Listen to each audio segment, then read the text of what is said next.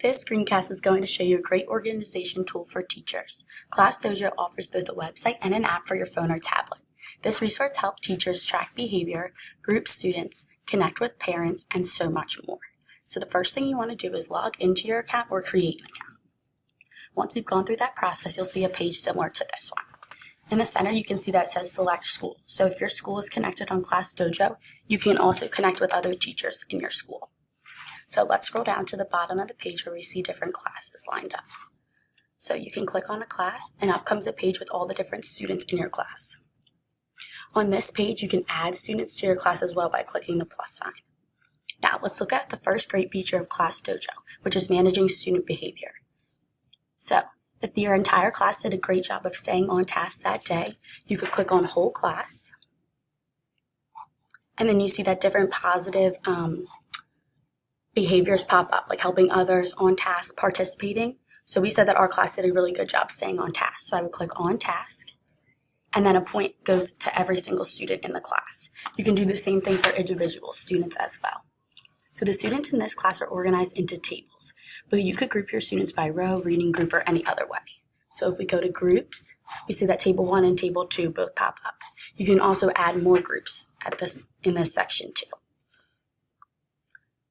So maybe table 1 really struggled to listen today. So I would click on table 1 and then award group. But instead of looking at positive awards, I would look at needs work.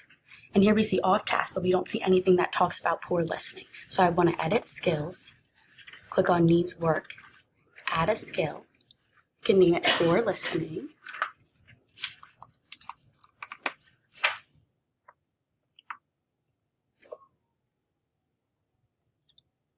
Let's make it worth -2. So we'll save that task. All right, and then we want to X out of this. And then we see that poor listening is a task that we can assign to our students. We'll click on that.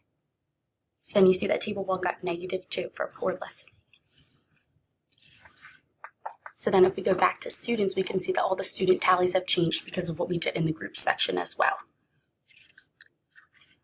Next, we'll look at how to post a story about your classroom activities or accomplishments. So at the top, we want to click on the center button, which is Stories. So here you can type in a story about what's happening in your classroom. So maybe your class made Thanksgiving flipbooks and you want to upload a picture. Then you would click on Add a Photo, and you can take it from your computer or the internet as well. So the last thing I want to discuss is the Messages section. So if you click on Messages at the top, you can see that on the side, it talks about all the different parents that are connected through Class Dojo.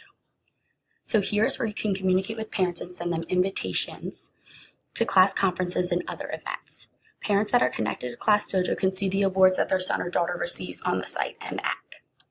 So as you can see, Class Dojo is a great way to track student behavior individually, in groups, and as an entire class. It also helps keep parents updated and involved in the classroom.